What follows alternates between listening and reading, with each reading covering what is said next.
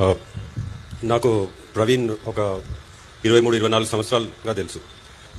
ఆ, జాకిర్ నాయక్ ఆఫీస్కి వెళ్ళి డిబేట్ ఇన్విటేషన్ ఇవ్వడానికి కూడా చాలా మంది క్రైస్తవులు ముంబైలో ఉంటున్న క్రైస్తవులు భయపడి అరే జాకిర్ నాయక్ ఆఫీస్కి ఎందుకు ఎలా వెళ్తాము అని అంటే, నేను ప్రవీణ్ ఇందోర్లో ఉండి మనం పోతామని చెప్పి ఇద్దరమే భయం అతనికి డిబేట్ ఇన్విటేషన్ ఇవ్వడానికి. డిబేట్ కాలేదు, but we wanted to invite him for debate. అది కాలేదు. సో అలాంటి స్నేహం ప్రతి దగ్గర ఎక్కడైనా పని చేయాలంటే, సువార్త చేయాలంటే మేము వెళ్ళేవాళ్ళం.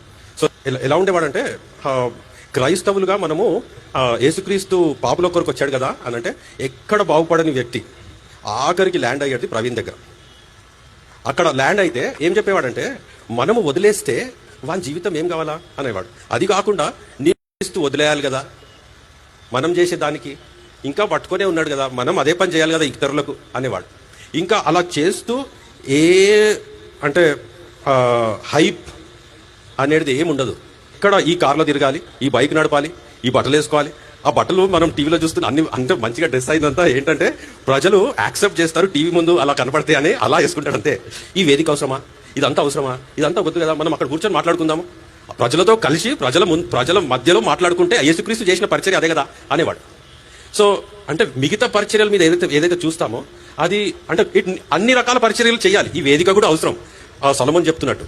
కానీ ఆయన ఇష్టపడేది అలాంటి పరిచర్యనే, ప్రజల మధ్యలో ఉండి చెయ్యాలని. యేసుక్రీస్తు అలాగే చేశాడు అని చెప్పేవాడు. యేసుక్రీస్తు ప్రజల మధ్యలో ఉండి నేను పెద్ద దేవాది దేవుడు, నేను పెద్ద అని చెప్పుకోకుండా మామూలుగా బతికి అలా పరిచర్య చేశాడు. కాబట్టి అలాగే చెయ్యాలి అని ఎప్పుడు అలాగే ఉండేవాడు. ఇంకా ఆఫీస్లో కూడా ఎవరు అతనిని సార్ అన్నారు.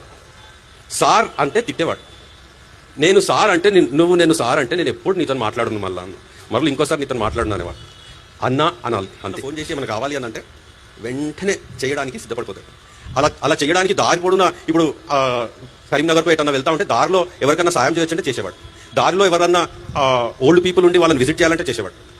సో ఒక ప్రాంతానికి చేరడానికి మనకు 5-6 గంటలు పడుతుంది అంటే, ఈయన చేసే ప్రయాణానికి ఇంకా ఎంతో సమయం పడుతుంది. సో అందరి దగ్గరికి వెళ్ళి అందరితో మాట్లాడి అందరినీ పలకరించి వెళ్ళేవాడు. ఇంకా ఏదైనా బండి చెడిపోతే ఏదో ఫోన్ చేసి 10 మందిని పిలవడు. మేము కారు చెడిపోతే మేమే తోసుకుంటూ వెళ్ళి మేమే మెకానిక్ షాప్కి తీసుకెళ్ళి మేమే చేసుకున్నాం పని. ఇంకా పరిచర్యలో ఎక్కడైనా కార్పెట్లు కానీ చైర్లు వేయాలంటే మేమే వేసాం చైర్లు మారుమూల ప్రాంతాలలో.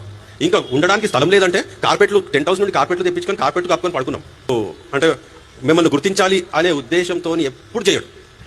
బిజినెస్ కూడా ప్రజల కొరకు నడిపేవాడు. అంటే విపరీతంగా ప్రాఫిట్ సంపాదించుకోవాలి అనే ఉద్దేశం ఎక్కడ కనపడలేదు. ఎప్పుడు ప్రజలు బాగుపడాలి, అతనితో పనిచేసేవారు, అతని ఎంప్లాయీస్ బాగుపడాలి అనే ఏకైక ఉద్దేశంతోనే బిజినెస్ చేసేవాడు. ఏంటంటే ఆ ఉద్దేశం ఎందుకంటే యేసుక్రీస్తు ప్రజలను కట్టడానికి వచ్చాడు, బిజినెస్ ప్రజలను కట్టాలి అని.